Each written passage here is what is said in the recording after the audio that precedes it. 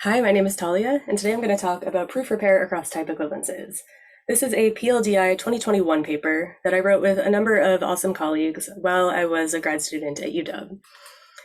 So if you've been paying attention recently, you may have noticed that developing verified systems using proof assistance has gotten a lot easier in the last couple of decades. And so we've seen proof engineers verify all sorts of large and critical systems. But there's kind of one catch to this, which is that after you develop a system, you actually have to maintain it. And here, this means keeping the proofs up to date as the systems themselves change over time. This is really hard. In fact, it's so hard that sometimes even experts will just give up in the face of change. So it's a huge problem. And this problem actually dates back to at least 1977, with the most famous critique of program verification called social processes. And social processes brought up a number of concerns, one of them being that these programs need to be maintained and modified. So even if you verify one of these systems to begin with, they said there's no reason to believe verifying a modified program is any easier than verifying the original the first time around. And, maybe this was true in 1977, but I don't think it's true anymore. I want to show you that there's often reason to believe verifying a modified program can and should be easier than verifying the original the first time around in practical use cases. I have a number of case studies where we have a tool that will automatically fix your proofs in response to some breaking changes. So you'll see those soon. And in the past year, I've been really blessed to see this idea of proof repair take off in other places like funding agencies and industry. So I want to talk to you about proof repair. Now, proof repair is a kind of proof automation that makes it easier to maintain verified systems. This is in contrast with traditional proof automation, which makes it easier to develop these verified systems to begin with. So for example, if we look at a really toy example of a verified system, we want to show that the list zip function preserves its length. Well, when we're developing it to begin with, after we write our zip function, we then state what it means for it to be correct, that zip preserves its length. So here we could say, for any two input lists, L1 and L2, if the lengths of the inputs are the same, then the length of the output is the same as the length of the input. So this is our specification, our theorem. And when we go to prove that theorem, that's the goal that we need to prove. And what this amounts to in this Coq proof assistant, which is the basis of the work I'm talking about today, this amounts to a goal type, really a type that you need to inhabit. So your proof here, you're really looking for a proof term that has that type, like a giant function in this fancy language. But if you try to write that function by hand, that turns out to be really difficult. So instead, proof engineers tend to use this kind of proof automation to help them develop these proofs to begin with. So the way this works is that, we'll send Coq these sort of high-level strategies called tactics. That might be something like, do induction. Coq will respond by refining our goal into some sub-goal, which might be something like prove the base case. And this process of tactics and types will continue and continue, all the while we're building up this thing called a proof script, which is how we see a proof. But it continues until Coq has found a proof, which really means it's kind of able to compile this proof script down into a giant proof term, that function that we could have written to begin with. The advantage of this is that Coq can check this really easily, make sure that, it proves our theorem, in particular that it has the type that we set out to inhabit. And then it can let us know with certainty that we've proven this theorem. But we never have to see this kind of low-level proof term. We get to write this high-level proof script. So that's what it's like to develop a verified system, with this proof automation. And it's great for development, but it turns out it's a little bit naive when it comes to maintaining these systems. Like at some point, you might change your program, or your specification, your theorem, and either of these things can break your proofs. And when that happens, there isn't really a way to ask the proof assistant for help. Instead, traditional proof automation is going to start over again from scratch every single time. So what we've done is build smarter proof automation, that's aware that proofs change and that helps you fix your proofs as automatically as possible. So this is what we call proof repair. It's written about in detail in my thesis, but today I'm going to talk, about the last paper from that series of work. And what proof repair does is it implements that missing help tactic. So you can actually ask the proof assistant for help. It's implemented inside of a plugin suite for Coq, which is called Pumpkin Patch. And the work I'll talk about today is sort of the last extension to this Pumpkin Patch plugin suite. So what this extension implements is proof repair across equivalences. So really, what it's doing is automatically fixing your proofs in response to a broad class of changes in data types. Now I'll start with a really simple example of one of those changes in data types, kind of just like the simplest example I can think of just to show you what it's like. One thing we can do is take our list data type in Coq, which is either empty or nil, or the result of consing or sticking some element in front of, the rest of a list. We can take those two cases and we can just kind of rearrange them. So that's a really simple change, clearly behaves the same way. But in Coq, even this can break proofs, like our proof of zip preserves length that we wrote earlier. So what we can do with Pumpkin Patch is pass in the old and new version of our changeless data type along with the old proof, and it will actually fix our proof for us. So then we can just use that new proof to find over the new version of the data type going forward. And it's not just rearranging cases of a list that this can handle. So in general, this can handle any change described by something called a type equivalence. So this comes from homotopy type theory. Really, you can think of it as a pair of functions that get you back and forth between two versions of your type and their mutual inverses. So, if we have our old list and we rearrange these two cases and then swap them back again at the end, we get back the original list, and similarly in the opposite direction. When we have two functions that behave like this, let's call them update and revert, we say that our old and new versions of our data type are equivalent to each other. And Pumpkin Patch, this extension to it, has a number of search procedures that can discover and prove these equivalences for you automatically. And when it doesn't have those search procedures, you can also just pass in a form of this equivalence yourself.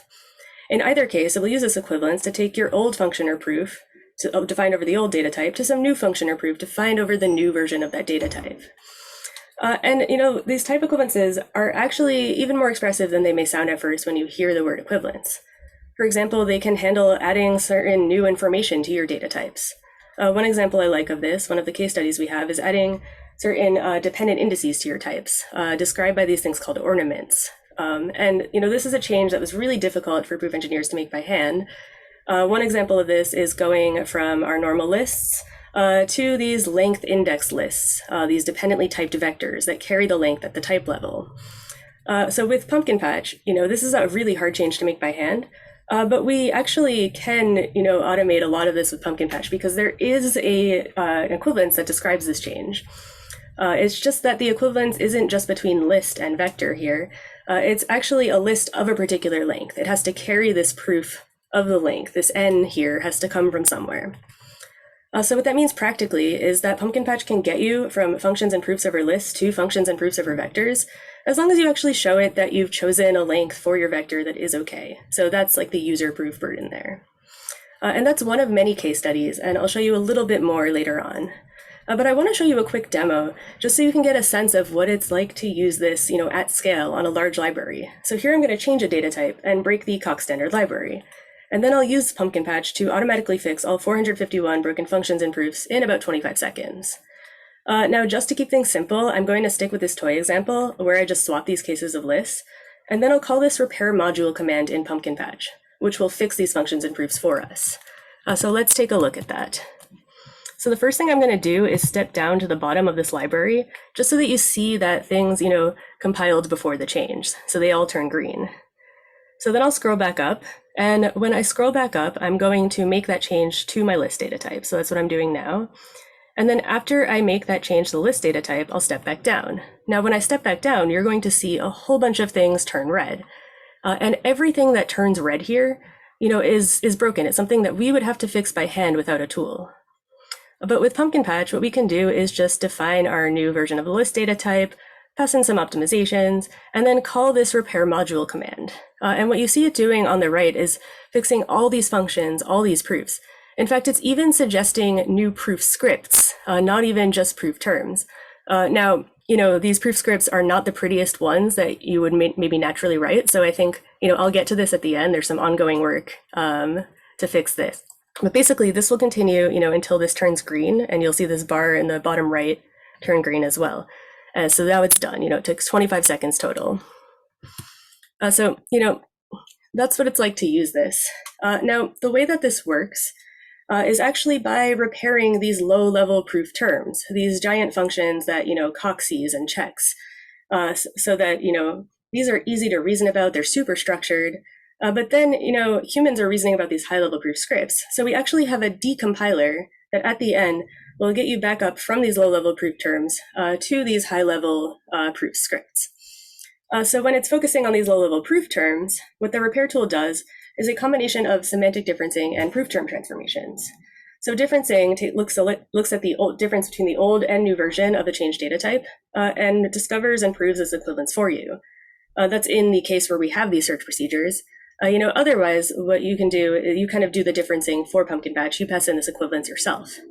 In either case, the transformations here will take your old proof term to some new proof term by lifting across this equivalence. So this is a little hard to see if we jump straight to proofs. So let's start with a function. If we have our zip function, which zips two lists together, what we want is for the new version, for equivalent inputs to go to equivalent outputs for the new and old versions. So for example, if we take the two lists inputs to our new zip, revert them back across the equivalence, call our old zip, and update it back to the new list, we should get the same result as if we just called this new zip to begin with. Now that's for functions. In general, for proofs, we implement something called transport, which is, also from homotopy type theory. You can really think of it like a kind of rewriting across equivalences, although it's quite elegant and can describe changes in proofs as well. But we implement transport a bit differently from how they implemented in homotopy type theory. We actually do this as a proof term transformation. Because in homotopy type theory, the way that transport typically works is by converting back and forth across these equivalences, every single time. So this gives you functions that are slow, proofs that are large, and it makes repair impossible because we have to keep around the references to the old versions of our data types after every incremental change. So instead, what we do is implement transport as a transformation. So we get something that behaves like transport, but we get functions that are fast, proofs that are small, just by transforming directly across this equivalence. And furthermore, this makes repair impossible because the new version of our function, of our proof, no longer refers at all to the original data type, so we can just get rid of it.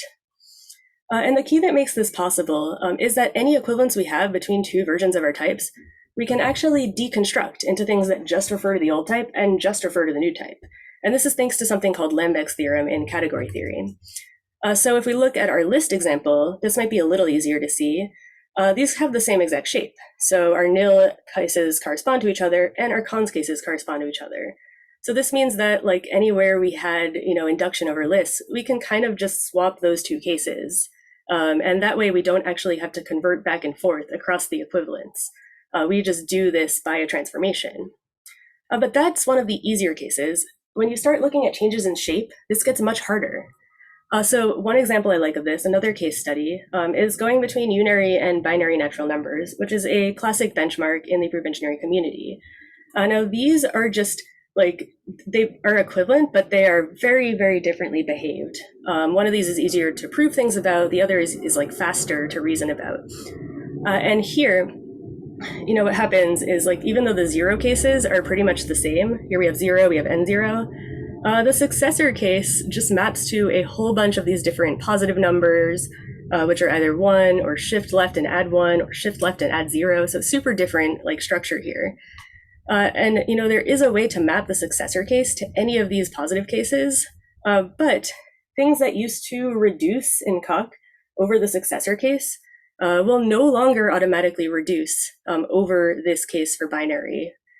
So what we end up needing is explicitly representing the proof that this whole square commutes, and then we can do this transformation.